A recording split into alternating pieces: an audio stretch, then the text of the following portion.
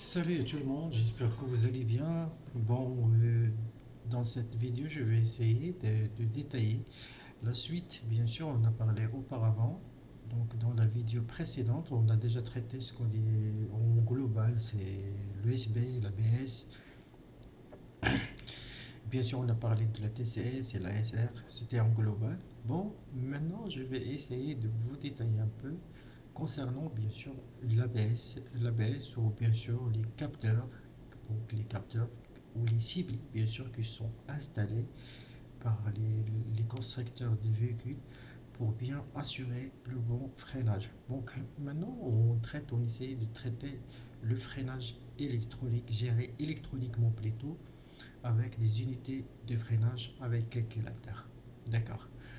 Du fait que, bon, bien sûr, que la roue, là, on a bien sûr l'élément, l'ensemble, bien sûr, le moyeu, donc le moyeu de la roue, si vous remarquez là.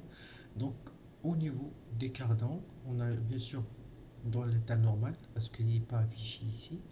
Donc, le schéma ici, c'est bon, qu'il est simplifié pour bien vous transmettre l'information.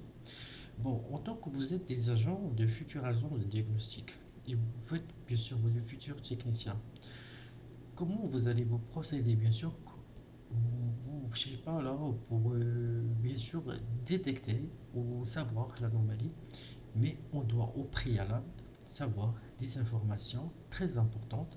C'est que avant qu'on procède au diagnostic ou aux réclamations des clients, lors des problèmes bien sûr qui suivent les systèmes de freinage, parce que les systèmes de freinage sont les systèmes les plus névralgiques, les plus sensibles, bien sûr, parce que le freinage c'est l'élément de la sécurité, bien sûr, ce qu'on dit les retardeurs des véhicules sont des éléments primordiaux, bien sûr. Si on n'aura pas, bien sûr, de sécurité, ça va remettre au zéro et ça va, bien sûr, causer des accidents.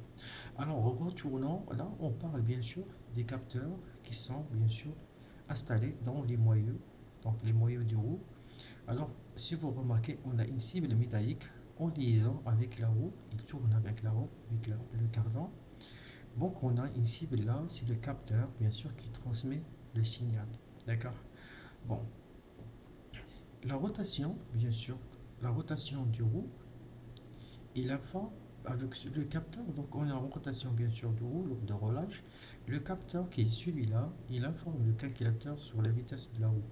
Alors, de ce fait, bien sûr, il y a un signal électrique, donc en tension, qui passe, bien sûr, alternatif proportionnel à la vitesse bien sûr qui s'envoie directement vers le calculateur. Alors cet élément qui est le capteur, il envoie bien sûr ce type de signal. Pourquoi je vous ai donc montré ça? Parce que si vous voulez tester ou faire des actionnements, bien sûr un test au roulage, alors il faut bien, si vous avez des problèmes, des témoins ABS, USB, alors il faut bien sûr brancher l'appareil diagnostic et essayer de mettre en marche le véhicule. Bien sûr, soit le manutentionner, soit en roulant, on va brancher l'appareil diagnostic et on va essayer de tester les signaux, bien sûr, de ce capteur, des quatre capteurs de roue. Si les signaux sont comme ça, donc, alors les capteurs de roue, ils n'auront pas de problème. Là, on va procéder, bien sûr, à l'unité, bien sûr, de freinage qui est l'ABS ou l'ESP. D'accord, pour le schématisation de capteur, donc c'est la symbolisation électrique.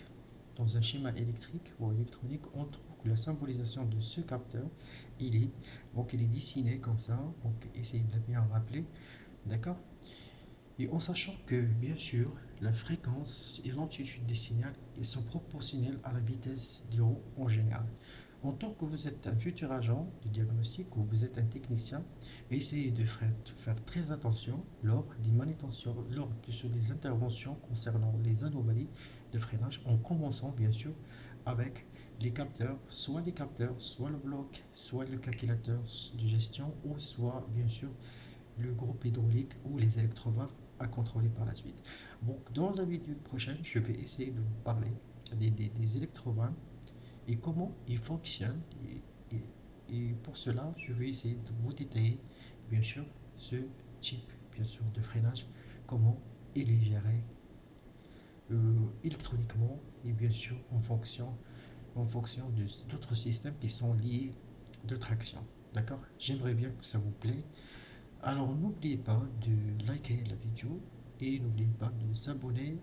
En fait, vous allez recevoir d'autres informations et d'autres vidéos donc, complémentaires et il y aura plus d'informations pour vous aider à faire bien sûr des diagnostics rapides et bien sûr connaître les anomalies comme il faut. Merci.